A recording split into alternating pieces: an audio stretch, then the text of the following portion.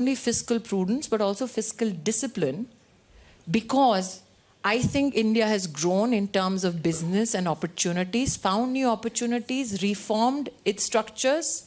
Apart from the obsolete laws that Minister Vaishnaw spoke of, 1,000+ obsolete laws taken out of the system. But for businesses across the world and in India, one of the greatest challenges for expanding their manufacturing bases were everyday compliance issues. India has done away with 63,000 compliance issues.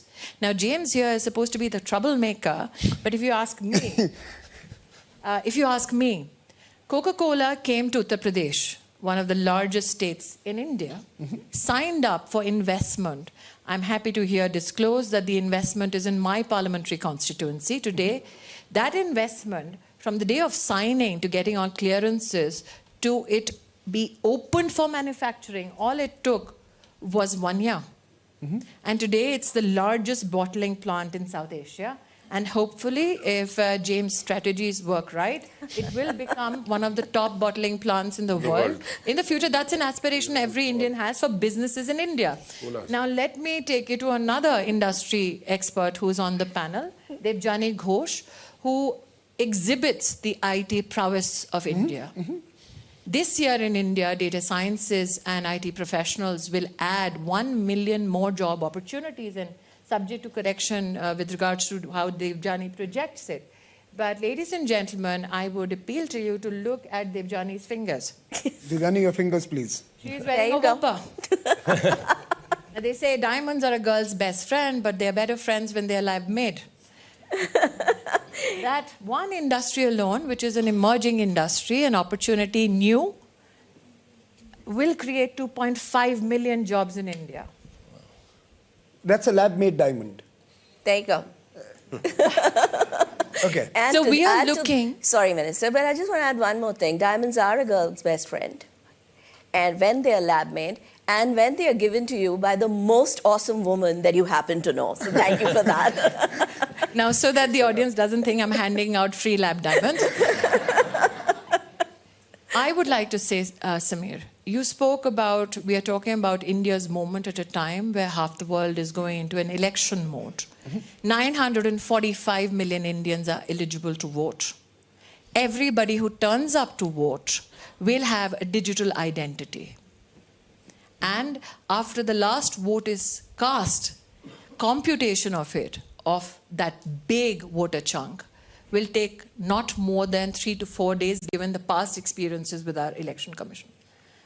As Minister Vaishnaw says, that Prime Minister Modi looks at growth not only from the perspective of business, but how do we leverage digital growth for ensuring that we implement social justice. In the past 9 years, 240 million Indians have been taken out of multidimensional poverty.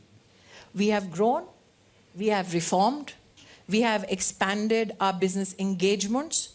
We have enlarged our alliance bases, be it not only BRICS, not only G20, but the International Solar Alliance, also the Biofuel Alliance, also many such engagements, no matter what the region. We have become one of the most dependable partners, not only for business, but also inclusion. Thank you. James, let me turn to you. Look, no pressure, okay? Have a Coke. Okay. Certainly will. So, sitting in a company that is betting on certain regions, India being clearly one of the bigger ones that you have placed your future hopes on, how do you assess the last few years, and how do you look ahead and structure your businesses for a country like India? Yeah, let's start with where are we now? I mean, India is already the 5th biggest country for us volumetrically, and we have 54 plants in India and 50,000 direct employees. So it's not starting at zero. And actually, I think the question that is posed on the panel of seizing the moment, actually the answer can be broken in 2 parts. The Indian government has seized the moment. The government, the Prime Minister, the work that has been done, I think the ministers described it fantastically on the regulatory framework and the simplifications, the physical infrastructure starting to come in place, and the digital infrastructure is not just laying the foundation. In some areas, actually, they've jumped to the cutting edge of what's possible, particularly in some of the digital stuff. So really the question is actually a private sector question, not a governmental question. And I think the framework and the platform is there for growth. And so I think it's about the private sector seizing the moment. And for us, for example, over the last few years, we've been investing at the rate of about $750 million a year. We are upping it to $1 billion a year for the next 5 years. So that's a 30% increase in the rate of investment. And we think that particularly for the consumer industries, this really is going to be the moment. You can study economic growth across the world and the GDP per capita point that India is at with the sort of packages the government have in place. It has tended to go along with a big acceleration in consumer-related industries over and above the growth rate of the general economy. So our business has been growing faster than the 6 to 8% from a volume point of view, plus the revenue. We see that extending. So we think this is India's moment for the private sector to see if the government has done a lot of what they need to do or put in place the programs that will roll out over the coming years. And it's certainly for the consumer businesses. And that's going to roll through. And I think the other thing that's important about India that the ministers and the government is very clear on is make sure you drive some inclusive growth. So it's not just about investing capital and creating the jobs and kind of the well-paying jobs.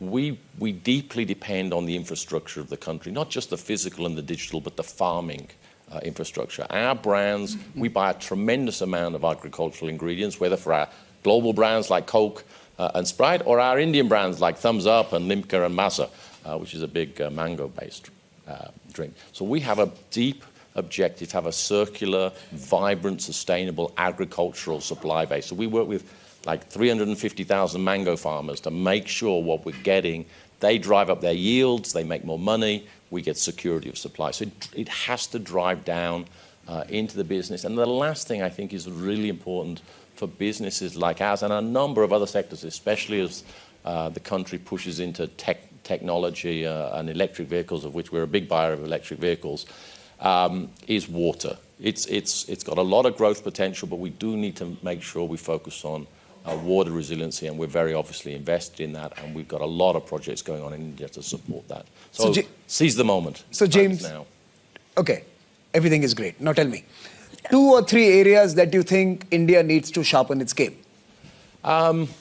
Look, firstly, let me again emphasize, I think the government has done an extraordinary job over the last 10 years of laying the foundations. I mean, it's almost like how could you possibly identify that many laws you wanted to get rid of? I mean, there are other countries that could do well to see how much red tape has been removed in India and how the digital platforms in India are really powerful. I think if there are some areas, it'll be like every CEO. No CEO ever said, I wish I went slower.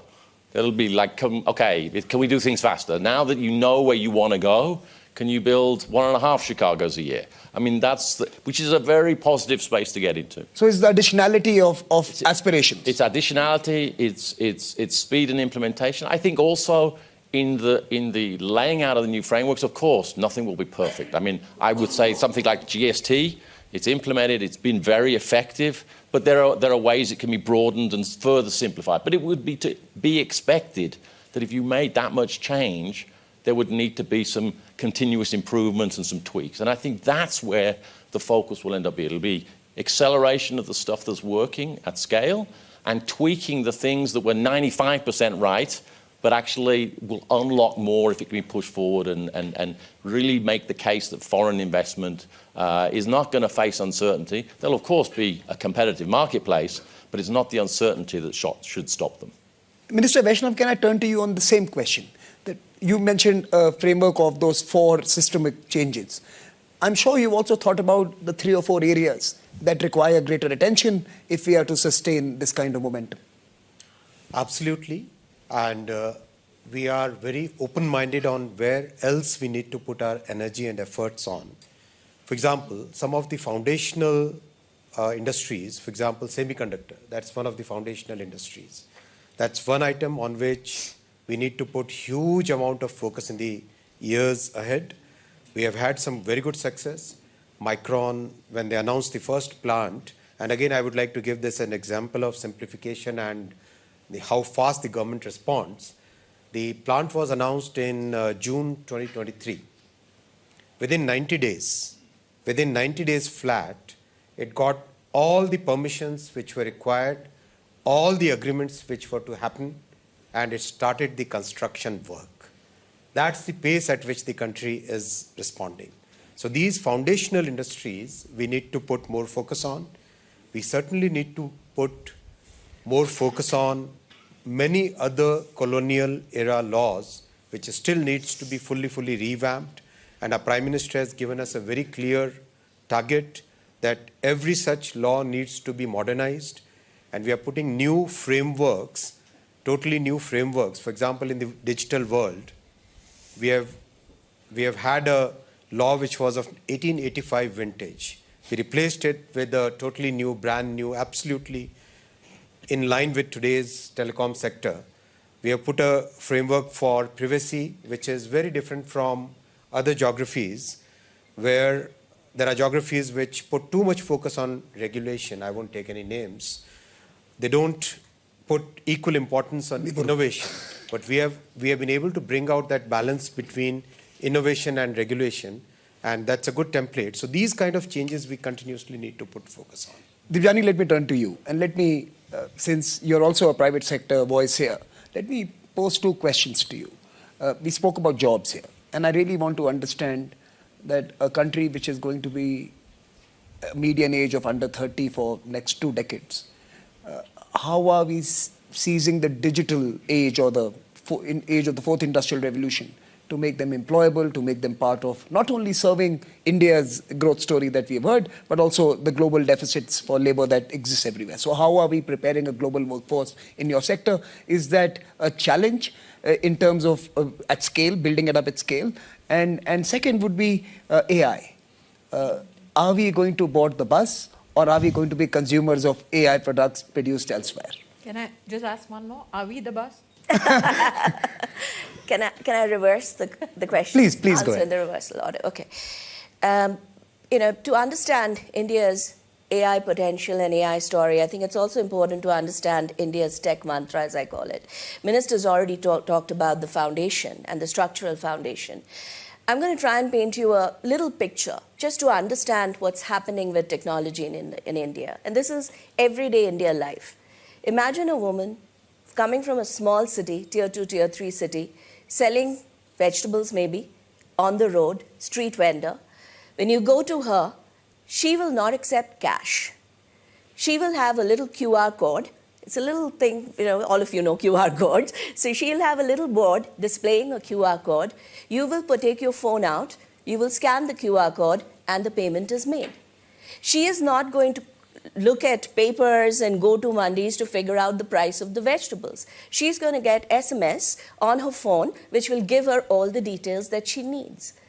So this is the power of technology in India, where it is truly changing lives and livelihood at the last mile. So if we as an industry, as the tech industry, we look at it as technology for inclusion, technology for trust. And I'll come to the AI story on that, with that angle, because today, when we look at the global AI narrative, and I'm sure a lot of you will agree with me, it is not being built for trust. It is definitely not being built for inclusion.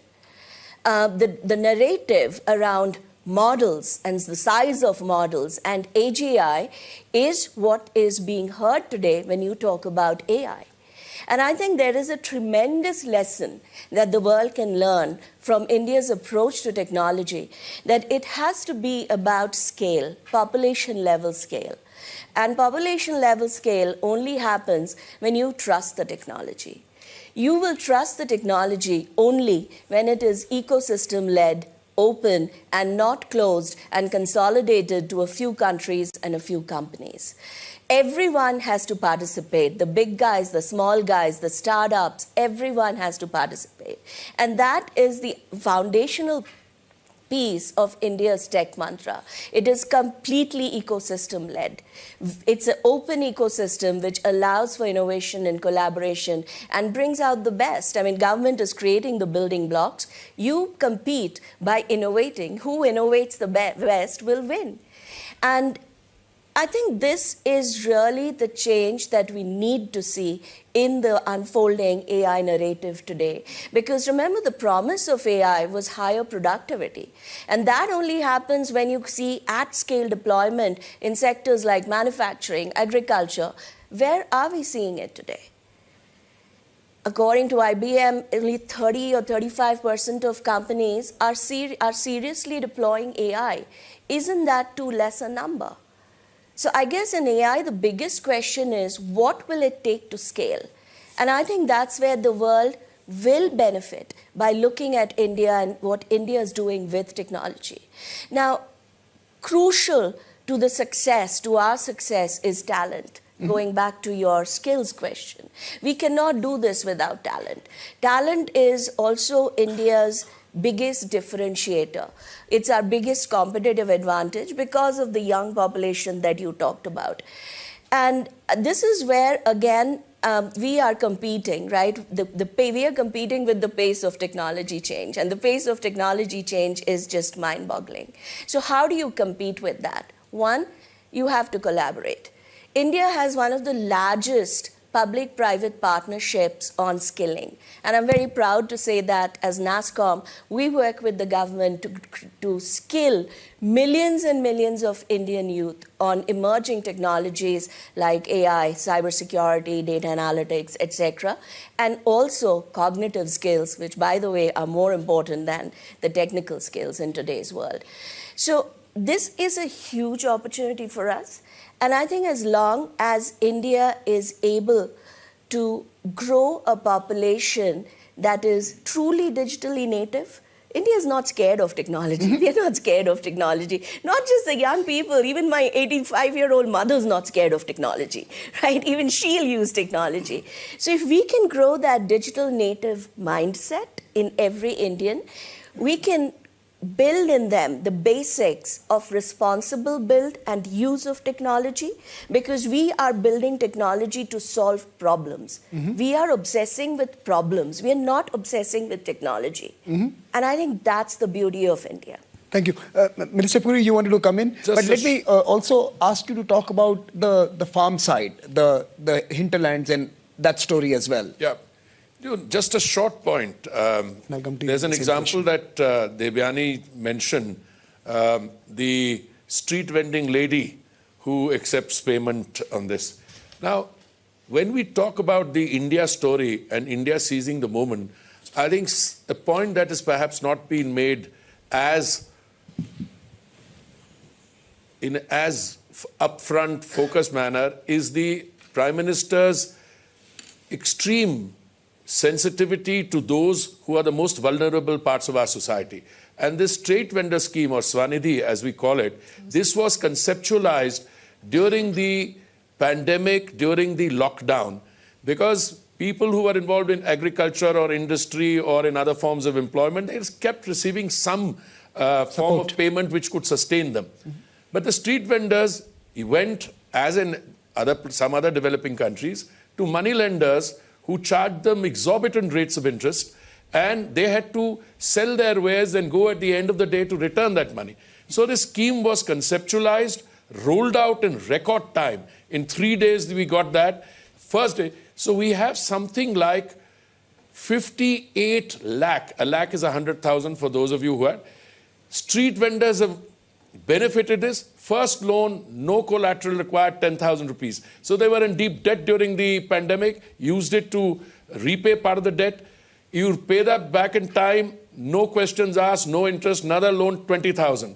And you do that, you third loan, 50,000. So they became, your technology was used to integrate this most vulnerable section of our society into the formal economy. They became beneficiaries of all the Prime Minister's schemes.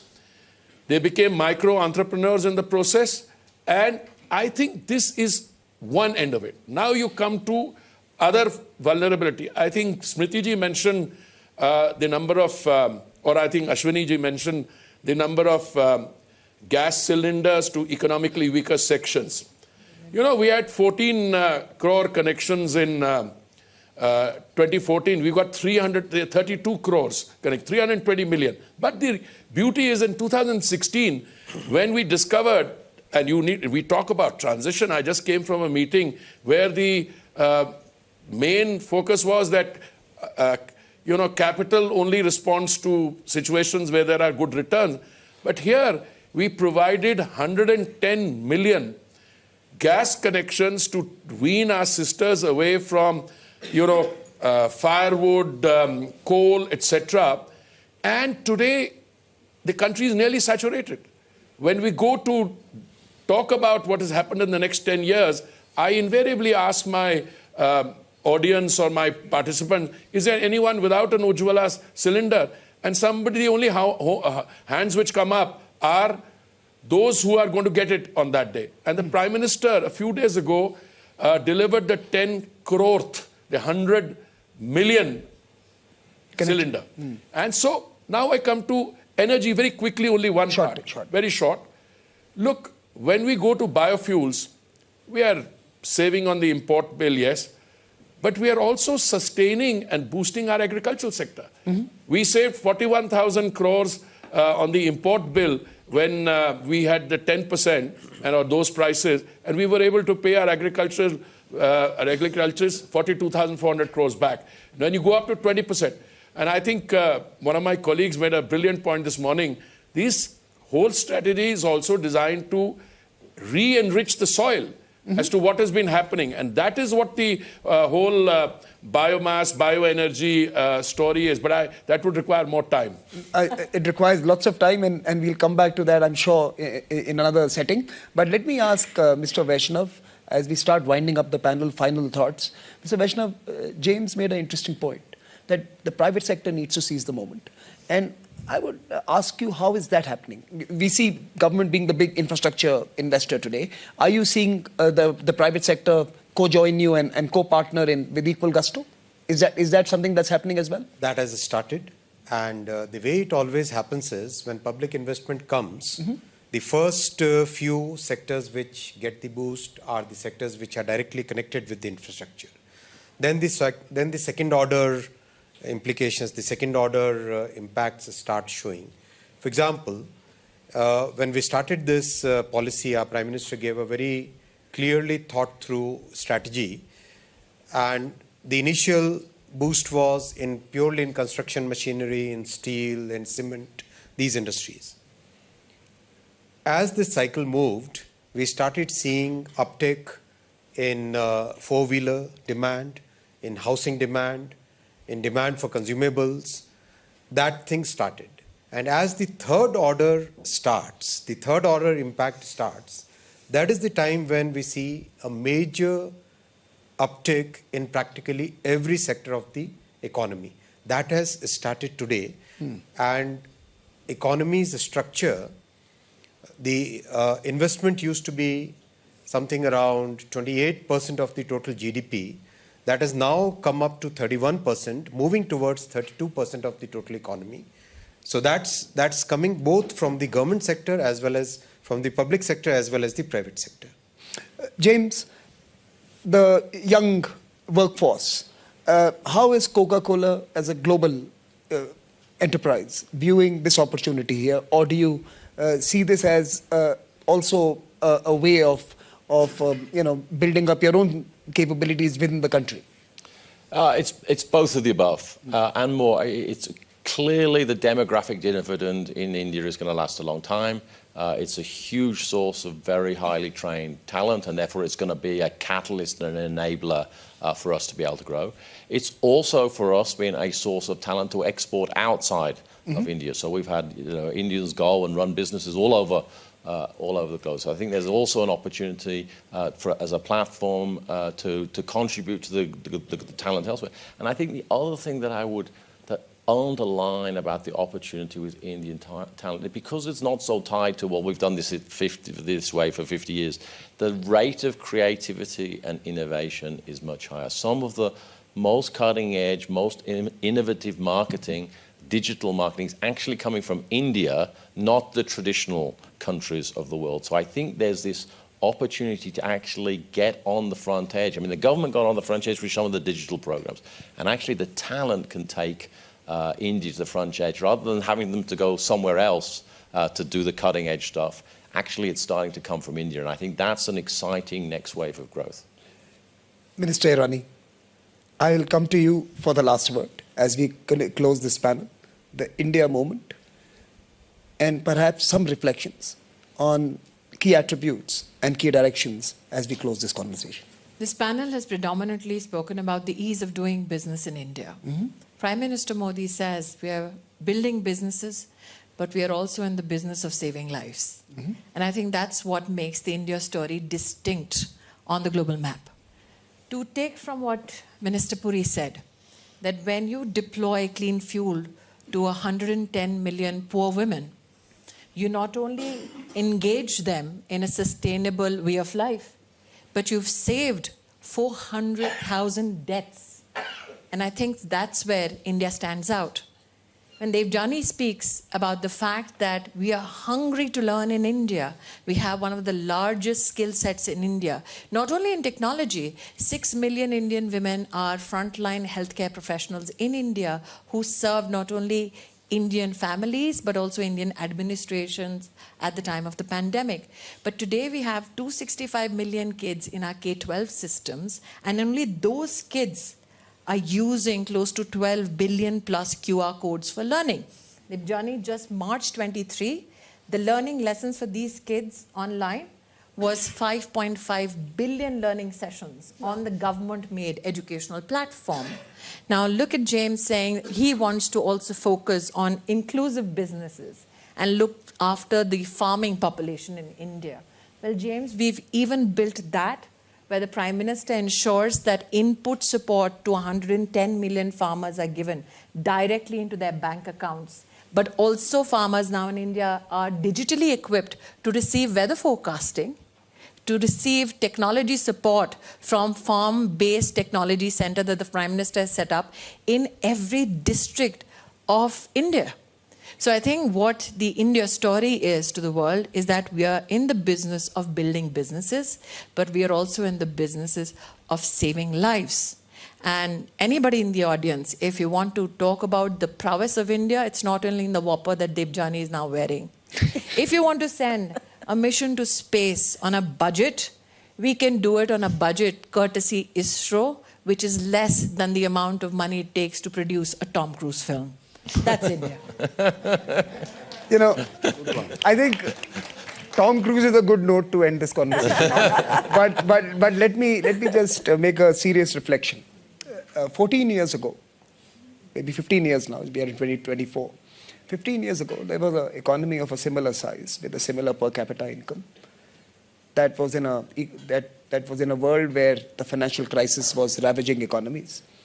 That economy in the next 14 years became the single most important partner to over 100 countries worldwide. It had the same GDP and the same per capita income as India has today. The world needed additionality, it needed alternatives, it needed places it could invest in. This is India's moment. India is now at that moment when the world seeks additionality, it seeks alternatives, and it seeks places it can invest in. At our GDP and at our per capita income, as James mentioned, we are going to benefit from both exponential growth and the momentum of a billion aspirations. So please join me in applauding this panel for their intervention. Thank you so much. Lovely moderation. Yeah, and thank you. We won't take 14 years. We won't take 14 years. What is that sooner than that?